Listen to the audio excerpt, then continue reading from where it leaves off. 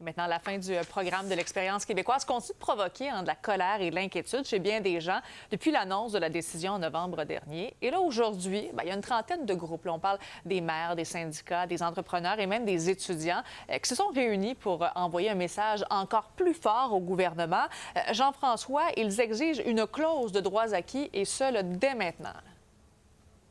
Oui, ça n'arrive pas souvent qu'à la même table, à la même conférence de presse, on retrouve la centrale des syndicats nationaux, la Fédération des chambres de commerce du Québec, l'Union des municipalités du Québec, bref, des gens qu'on ne voit pas souvent ensemble, qui ont critiqué tous un peu à leur façon la fin du programme de l'expérience québécoise au cours des dernières semaines, mais qui sentaient le besoin de s'unir pour envoyer un message encore plus fort au gouvernement Legault, mais également au gouvernement fédéral pour qu'il donne d'autres délais dans les permis de travail de ces nombreux immigrants temporaires qui pourraient partir au cours des 2 prochains mois en raison de la fin du PEC et parce qu'ils ne peuvent plus travailler ici. Donc, il faut agir maintenant, selon eux, pour éviter justement de perdre ces gens-là. On dit qu'on pensera aux chiffres d'admission un peu plus tard pour le futur, mais maintenant, il faut s'occuper des gens qui sont ici.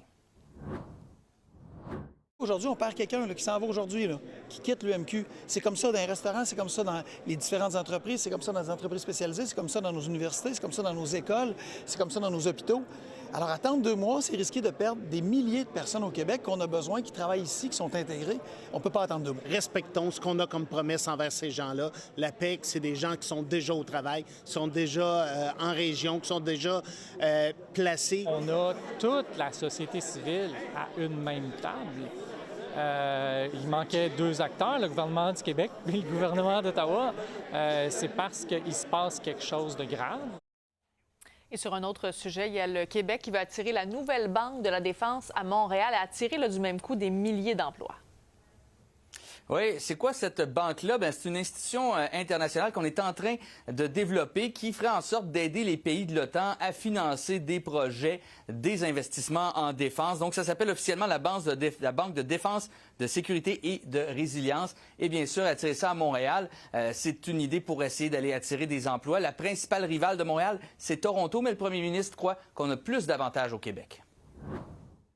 50 d'aérospatial, c'est au Québec, puis 75 des exportations du Canada en aérospatial, ça vient du Québec. Je pense pas qu'il y ait un chantier naval comme Davie en Ontario qui est capable de faire des brises-glaces, qui est capable de s'avancer rapidement. CGI, 90 000 employés, c'est quoi l'équivalent en Ontario? Donc, moi, je pense qu'on a des avantages que Toronto n'a pas.